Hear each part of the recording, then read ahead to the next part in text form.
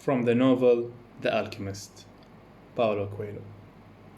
But before I go, I want to tell you a little story.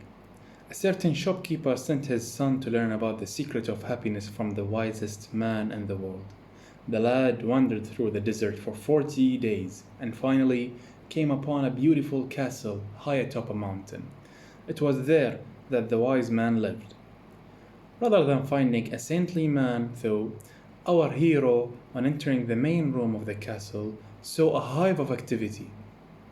Tradesmen came and went, people were conversing in the corners, a small orchestra was playing soft music, and there was a table covered with platters of the most delicious food in the part of the world. The wise man conversed with everyone, and the boy had to wait for 2 hours before it was his turn to be given the man's attention.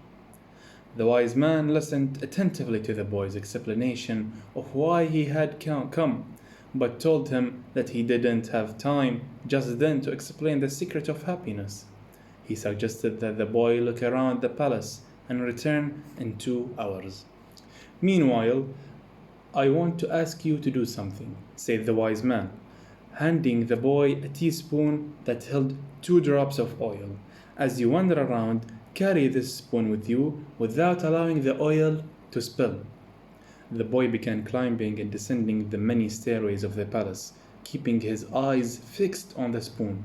After 2 hours, he returned to the room where the wise man was. "Well," asked the wise man, "did you see the Persian tapestries that are hanging in my dining room? Did you see the garden that it took the master gardener 10 years to create? Or did you notice the beautiful parchments in my library?" The boy was embarrassed and confessed that he had observed nothing. His only concern had been not to spill the oil that the wise man had entrusted him to. "Then go back and observe the marvels of my world," said the wise man. "You cannot trust a man if you don't know his house." Relieved, the boy picked up the spoon and returned to his exploration of the palace, this time observing all the works of art on the ceilings and the walls. He saw the gardens, the mountains all around him, the beauty of the flowers, and the taste with which everything had been selected upon returning to the wise man.